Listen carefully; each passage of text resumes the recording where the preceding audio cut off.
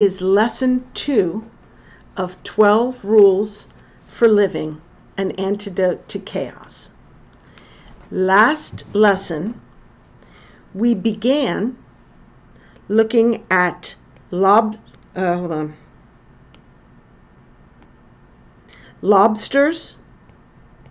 and territory, birds and territory, and conflict and territory.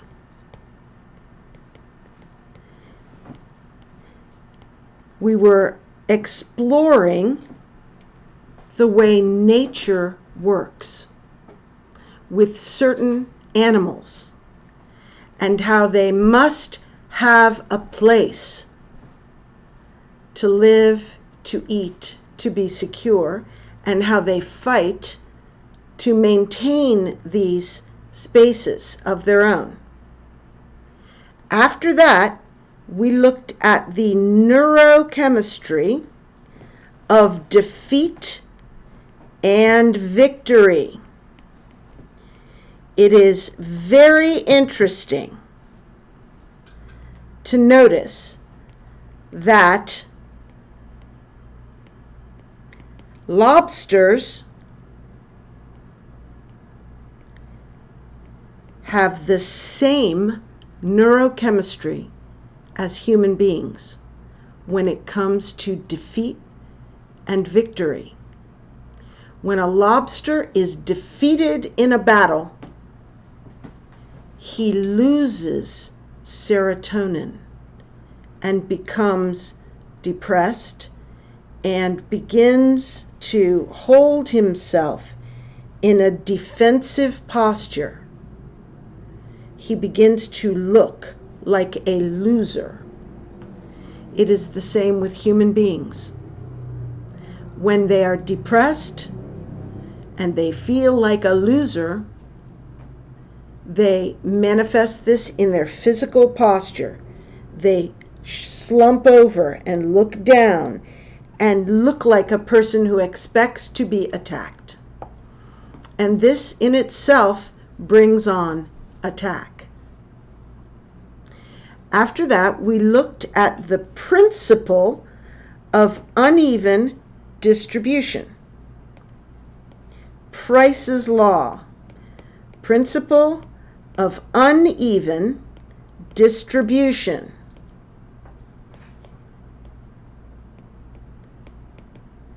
Price's law. And basically, it is reflected on a graph with the number of people on the y-axis and the resources on the x-axis. And we noted that a very few people have all the resources, 1 or 2 or 3 billionaires, and the vast majority of the people have very few resources. So the graph looks like an L. And this is called Price's law. And it basically says the same thing as a Bible verse in Matthew, where Jesus said, "To those who have, more will be given. To those who don't have anything, even what little they have will be taken away from them." And then the final point that we looked at, let's see, how do I get a new page for this? Hold on. This one doesn't scroll. Mm-hmm. Yeah, that's true. Okay, I'm going to erase all. Need to erase. Yeah. We're just learning how to use this technology. The final point that we noticed was about dominance hierarchies. Dominance hierarchies.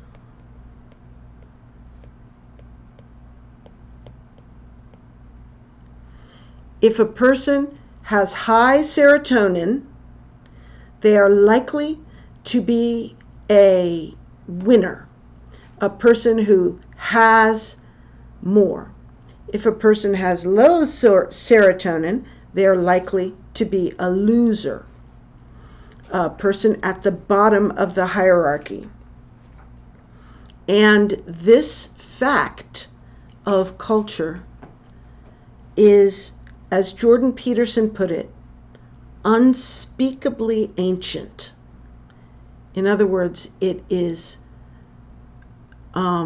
existed 350 million years ago with the lobsters, long before human beings came onto the earth. It was true that living beings would fight for dominance and form a hierarchy. And the most important point to glean from that section was that our brains are wired to process information about our status in society. And our brains react to our status neurochemically. They interact with our position and put out hormones to amplify, to make more extreme wherever we are, whether that be high and moving up or low and moving down. And this facility of our brains, we literally share with lobsters who are 350 million years old. So the tendency to form dominance hierarchies is a fact of nature from the very beginning. It is not a short-term thing that we can choose to change by some educational campaign that we could put into the school system. It's part of who we are. Now, that takes us to the portion of the rule that begins with the phrase, the nature of nature. So let me get to that.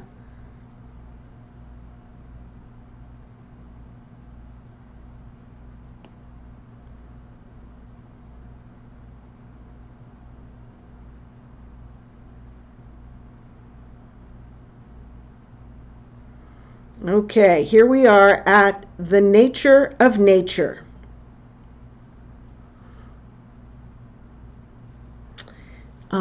Do you think it's important for me to make it bigger? Mm-hmm. Yes. Okay.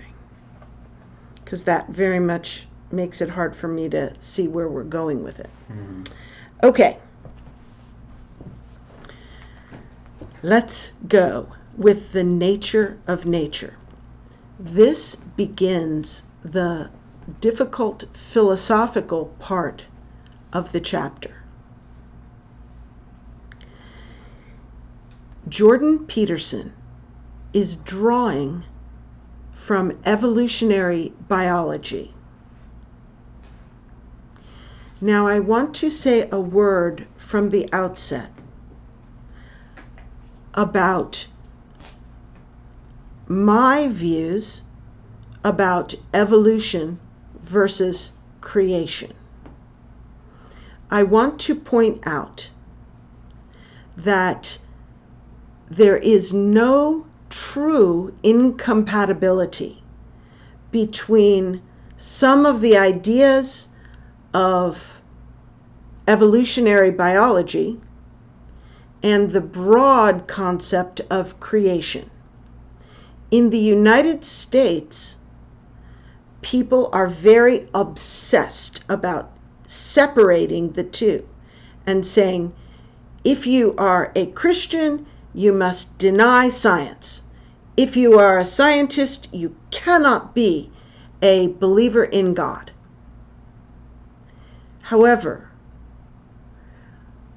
it seems to me that the Bible teaches that the entire creation, the entire universe, reveals the nature of God in his order, reason, beauty, the fitness of everything, the perfection of it all. And I don't think that we need to be too concerned about whether evolution happened or creation happened. Let's just read what Jordan Peterson says from the state of the art in evolutionary biology. So, that said, he moves more into philosophy. He leaps off from evolutionary biology into philosophy in this portion of the chapter. So let us read. It is a truism of biology that evolution is conservative. A truism is a statement that is so much agreed upon by everyone that it does not require any proof. Everybody agrees. Evolution is conservative. Once I heard an argument between an atheist and a Christian scientist. And the atheist was saying something, I didn't quite get it, but something about how males have nipples on their breasts, even though they don't need them. And this was an example of evolution, but not creation. Why would God ever create men with nipples when they were never going to nurse a baby? But the scientist, who was a Christian, said that in computer science, for example, the programmers use the same code over and over and over. They conserve the code. And that all of nature, the code is conservative. In other words, something new is not invented if something old will suffice. So, throughout biology, you see similarity everywhere. And Jordan Peterson points out that the wings of bats, the hands of humans, and the fins of whales look alike. And they have the same number of bones. You have the same number of bones in your neck as a giraffe. A giraffe's bones in his neck are big, but there is the same number as there is in the human being. Evolution, nature, is conservative. And evolution laid down the cornerstones for basic physiology long ago. At the time of the lobster, this feedback loop having to do with serotonin was established. Okay, so he's going to go into evolution works through variation, natural selection. This is well understood, well known. Variation exists for many reasons. Random mutation. I'm just going on. Okay, here we get to the point that's interesting. What is the nature in natural selection? What is the environment to which animals adapt? We make many assumptions about nature, about the environment, and the assumptions have consequences. So, now we're going to talk about what assumptions people make about nature, mostly are erroneous, and they have consequences. So, The first assumption people make about nature, we are all adapting to nature in evolution, supposedly. The first assumption is that nature is something with a nature, something static. Static means unchanging. Human nature is unchanging. And he's saying here, nature, the world, is something with a nature that is static. That is a false assumption. He says it is not.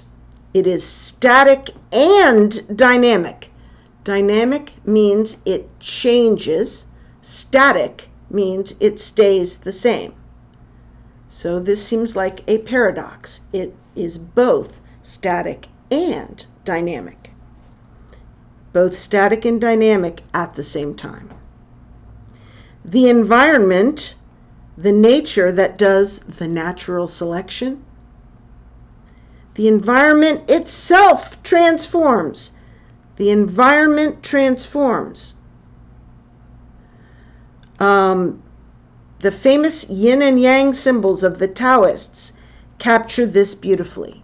So now he goes into his philosophy lesson about chaos and order and masculine and feminine. Chaos and order, masculine and feminine, twin serpents, etc., etc., and you can read that. But the main point is that nature itself transforms. Moving on to the next paragraph. Considering nature as purely static, like only static but not dynamic, purely static, produces serious errors of apprehension. Apprehension means understanding of what you see. We look around us and see nature. And if we think nature will never change, then we make a serious mistake about the nature of reality. Okay, nature selects in natural selection. The idea of selects contains, implicitly nested within it, the idea of fitness. It is fitness that is selected. Here's the definition of fitness: the probability that an organism will leave offspring. So we all know with natural selection, you get an advantage if you get to reproduce. If you are fit to your environment, you will have a better chance to reproduce. So,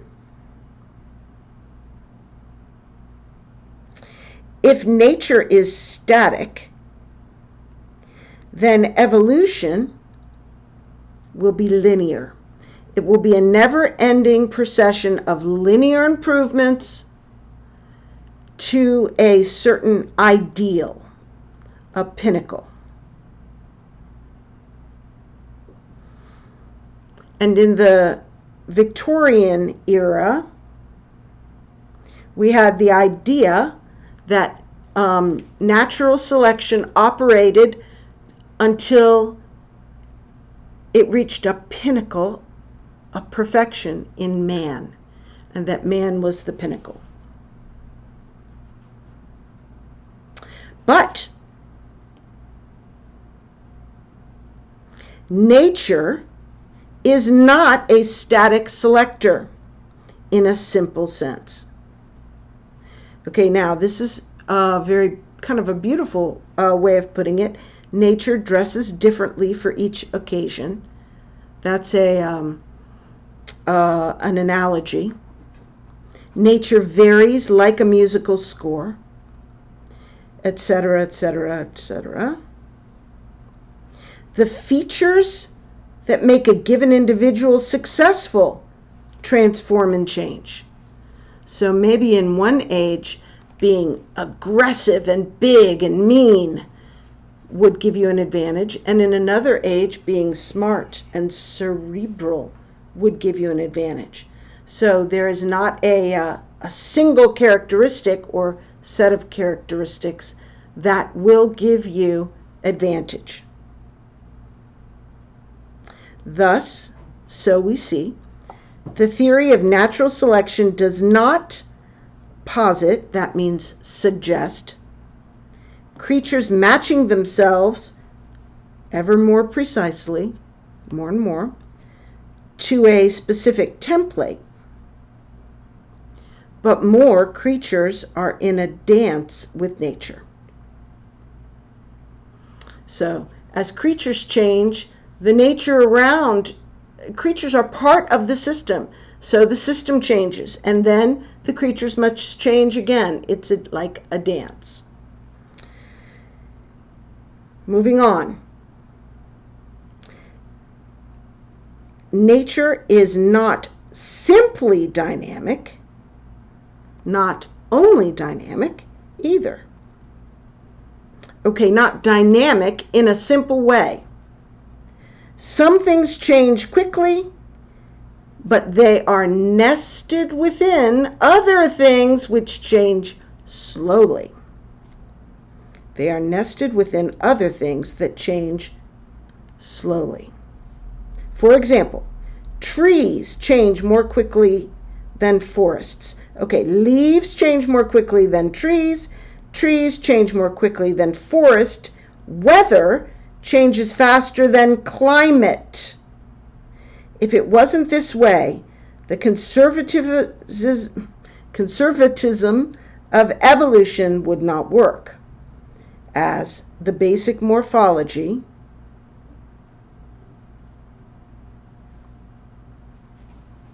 of arms and hands would have to change as fast as the length of arm bones and the function of fingers. Chaos within order, within chaos, within order. So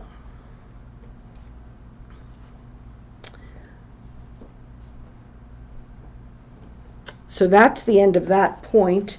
Point number one, we should not assume that nature is static, but rather that individuals change and then the system changes. Nature is part of a system with everything within it, and the larger, less easily observable things tend to change more slowly. So our second wrong assumption is that you should not conceptualize nature romantically.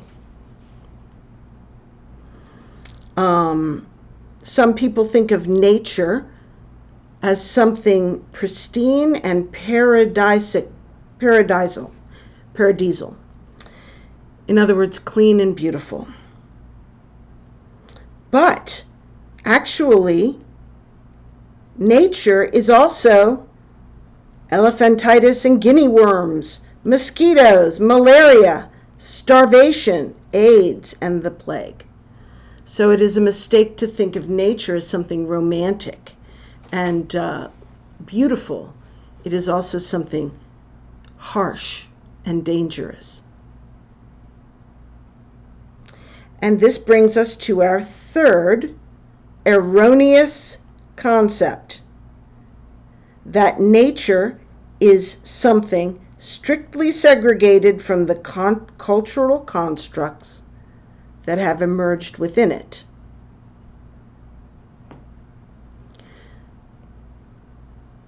Nature is not a thing by itself, and all of the aspects we see being within it, but nature is part of the system that interacts together to form reality. Order within chaos. And the order of being is all the more natural the longer it has lasted. Okay, you can read all of this All that matters from a Darwinian perspective is permanence. The older the thing, the more real and entrenched as a part of reality it is. That's what he's saying. And then he says something really significant. The dominance hierarchy, however social or cultural it might appear, has been around for 500 million years. It is permanent, it is real. Dominance hierarchies. They are not the same as capitalism or communism. They are not about the military or corporations. They are not about the patriarchy, which right here, Jordan Peterson is being ironic when he says the patriarchy is that disposable, malleable, arbitrary cultural artifact.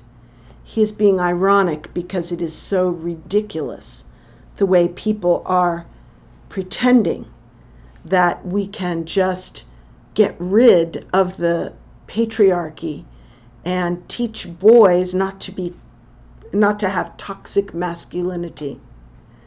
These expressions of dominance are part of the fabric of reality from 500 million years ago, and they were present in the brains of lobsters 350 million years ago, and the same drugs that we give ourselves, antidepressants, have the same effect on lobsters. It causes them to stand up straight and be bold. So there is a continuity in nature, and you cannot rip it up by trying to do it politically. It is a near eternal aspect of the environment, dominance hierarchies, and our instinctive ability to interact with them neurochemically.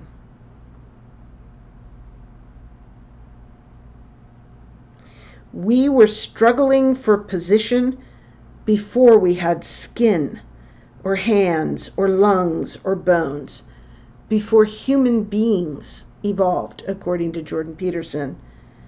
Whatever was alive struggled for dominance in order to have territory and to live and to reproduce. There is little, meaning nothing, there is nothing more natural than culture. Culture is the way we interact with one another. Dominance hierarchies are older than trees. I kind of love that quote. I would like to write it up in beautiful calligraphy and put it on the wall. Dominance hierarchies are older than trees.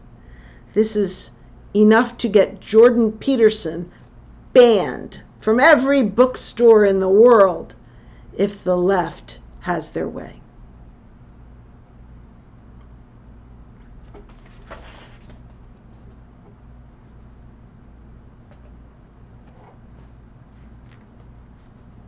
Okay.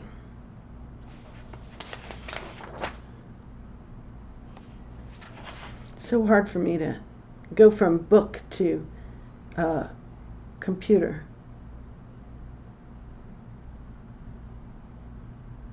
Okay, so the part of our brain that keeps track of our position in the dominance hierarchy is exceptionally ancient and fundamental.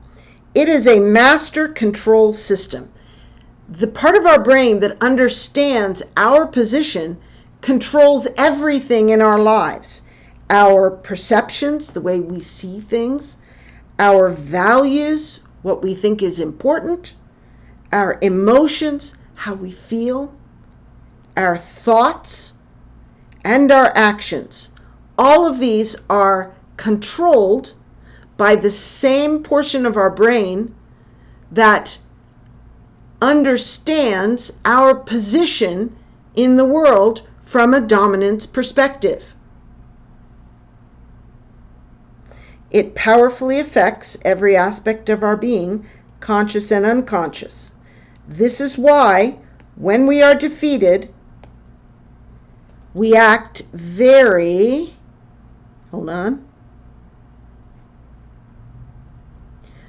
much like lobsters who have lost a fight. Our posture droops, we look at the ground, we feel threatened and hurt and anxious and weak. You know, there's one interesting thing in American culture.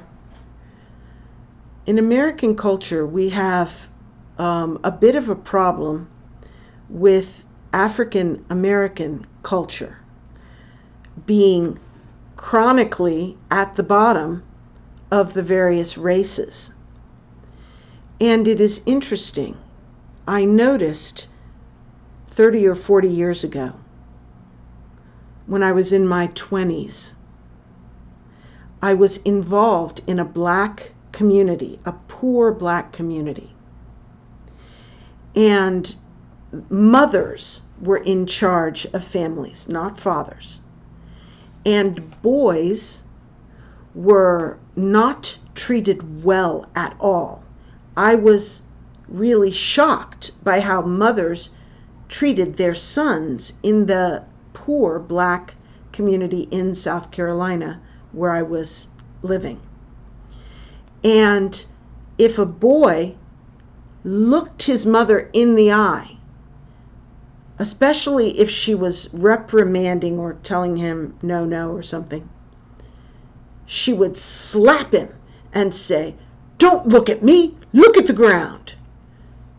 So they were teaching their sons to express shame physically, not to stand up straight, to look the authority in the eye, to speak respectfully but assertively your point of view, was all considered to be disrespect and was physically knocked down.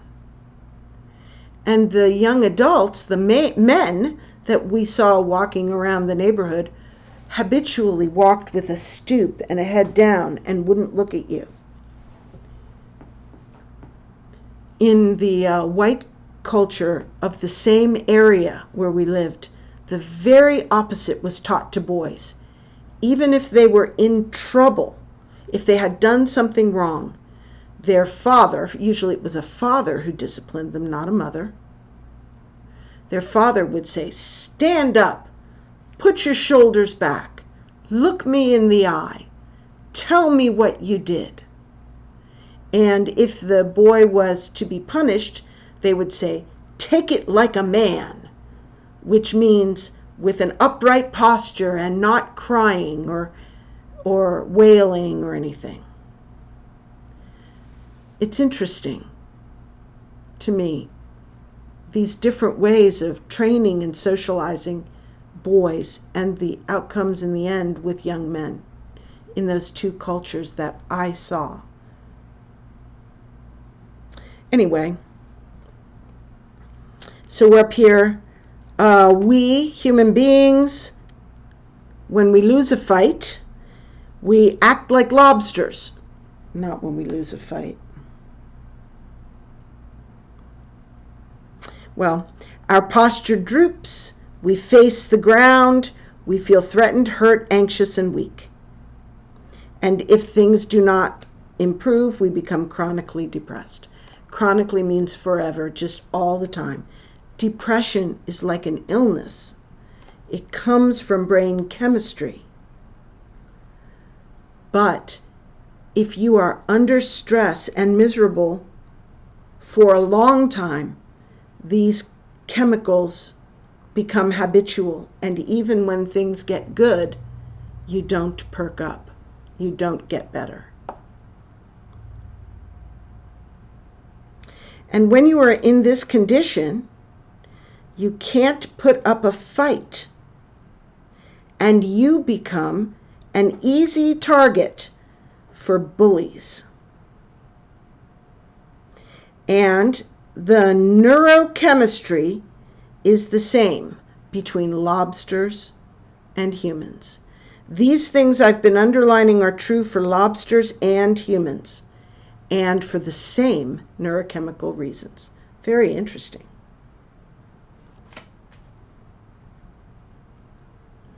Okay, in the interest of time, I'm going to just skip right ahead to the bottom of this paragraph that basically says, I'll underline the main points.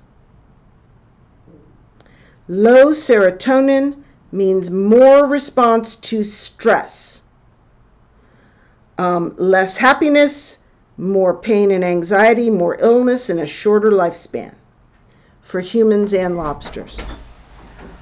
Higher spots in the dominance hierarchy and higher serotonin levels are characterized by less illness, misery, and death, even when factors such as your income or your amount of food is held constant.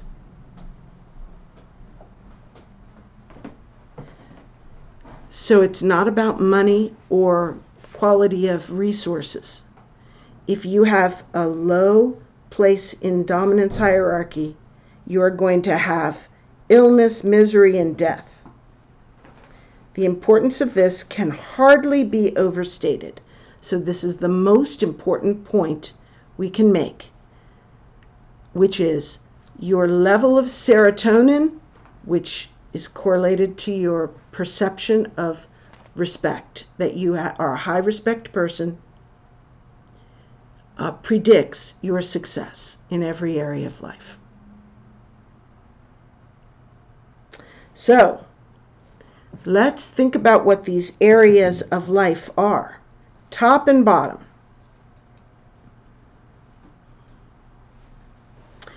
A lot of this I think you'll be able to read all by yourself. But we'll start with the first sentence. There is an unspeakably primordial calculator deep within you, at the foundation of your brain, which monitors where you are positioned in society. Primordial means from very ancient times.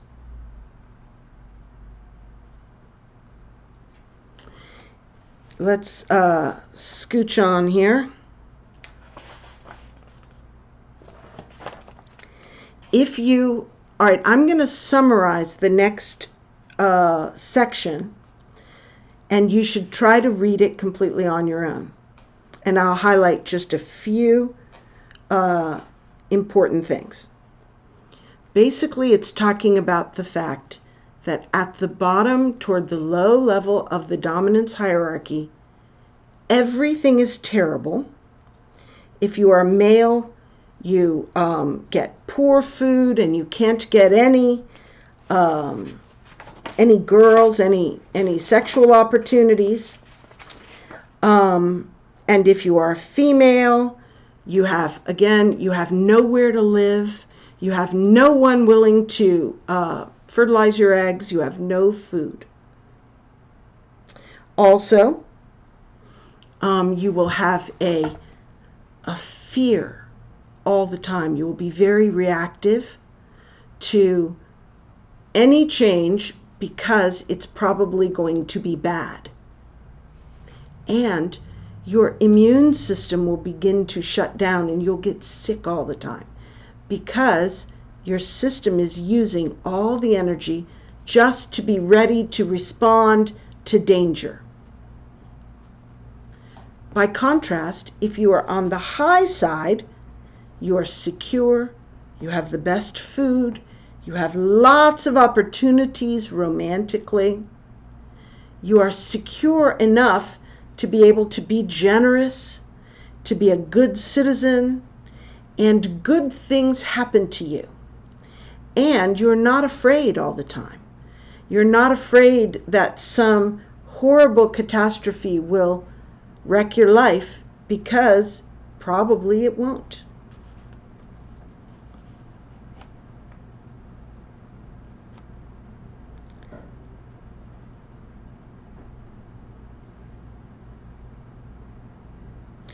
Okay.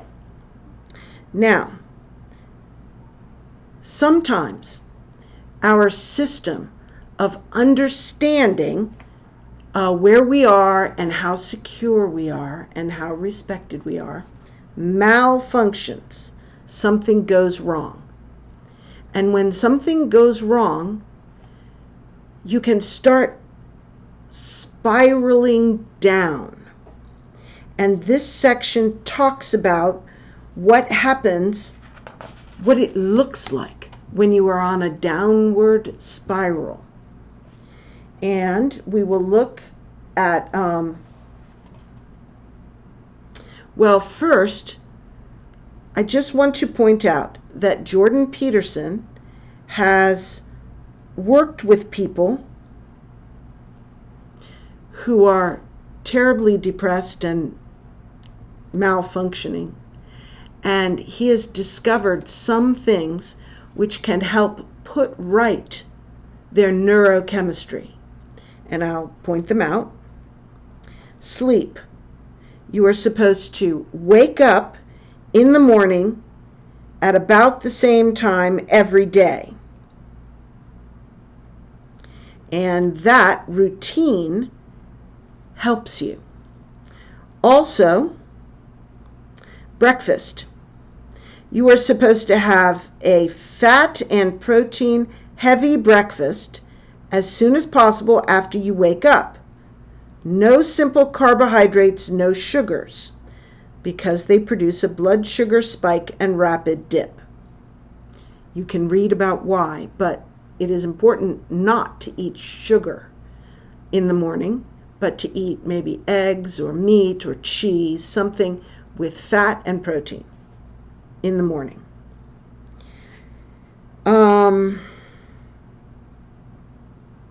Okay, then he gets on to this thing called a complex positive feedback loop.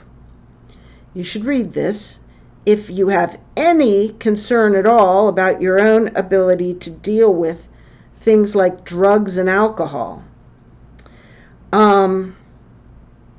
Addiction to alcohol and other mood-altering drugs are in this category, where you drink and you feel better. But when you stop drinking, you start getting a hangover.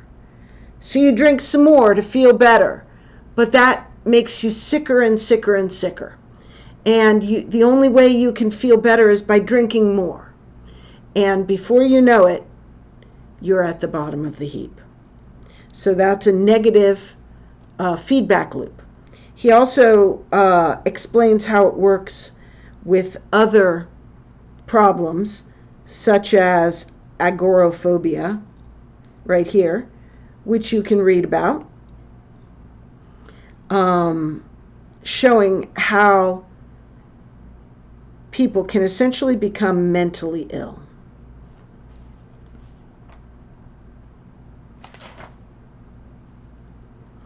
Several pages of this. And finally,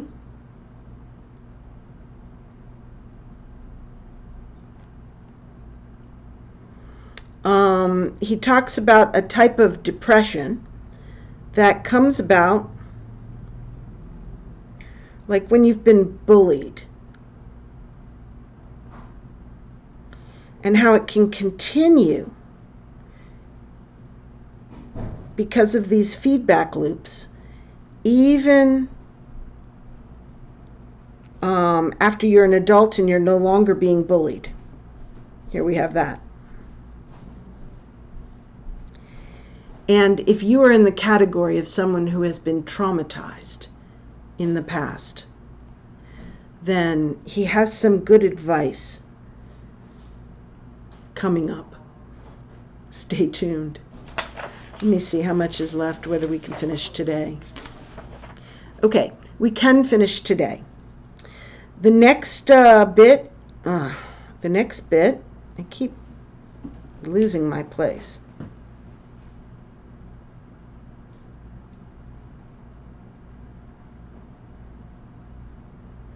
In the final sections, he talks about how to rise up. there is a portion in there about the reasons why people won't fight back and how important it is to realize that your anger can be an important part of pushing back the bullies of this world who want to keep you down, and that it is important for you to realize that you have power within yourself to push back against the forces that are trying to oppress you.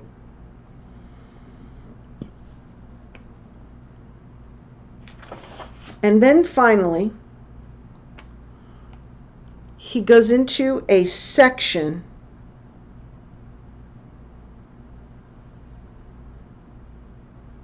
of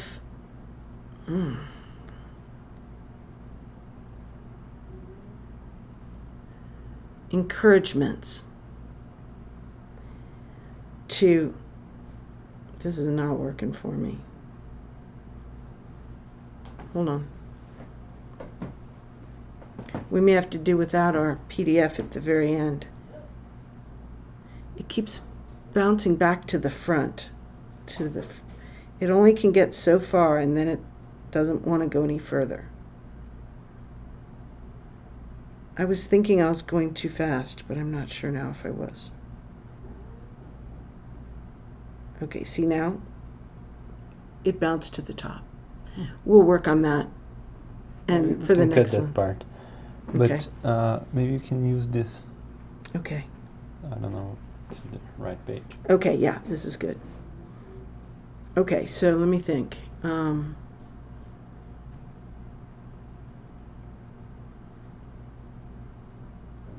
me find the right place. Okay.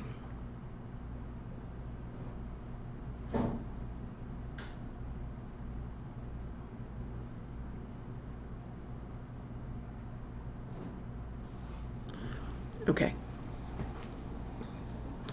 So he ends up with some encouragements that he draws from this.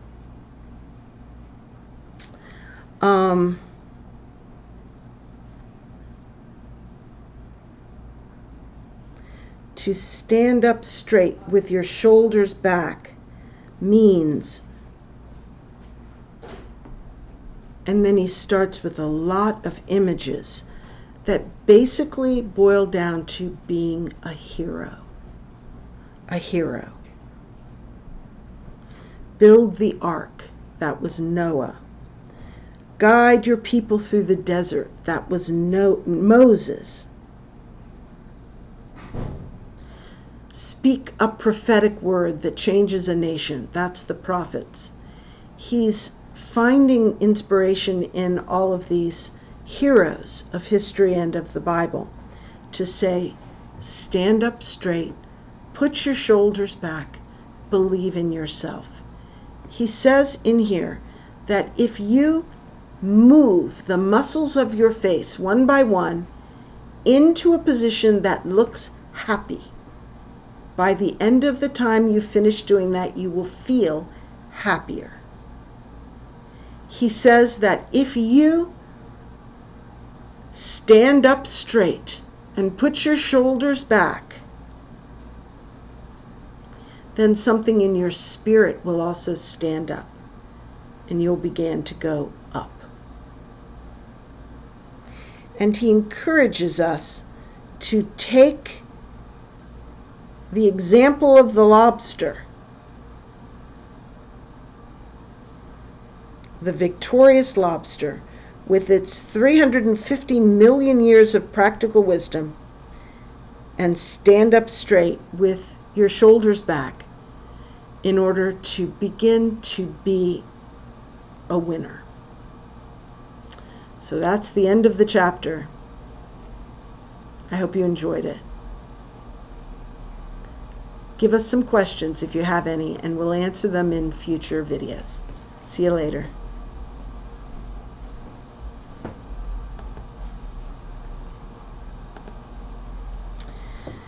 That one wasn't as good. That was good. I don't